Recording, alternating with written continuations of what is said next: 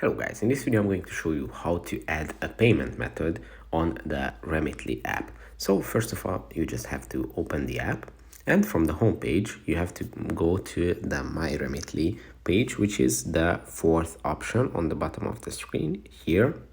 And when you tap on this, you can add a payment method by tapping on the third option on this list. As you can see, profile information, language, and payment method. And when you tap on it, here, if you did not add any payment methods yet, it is going to be empty, just like for me. But to add one, you just have to tap on add, and you just have to add your debit or credit card details. This is the only way that you can pay through Remitly, but it's very easy. You just have to type in your payment, your debit card number, expiration date, security code, and your name. And you can also use a different address, billing address, or you can also use your home address. And when you tap on save, it is going to add it to your payment methods. And when you transfer money through the home page, then it is going to use this payment method.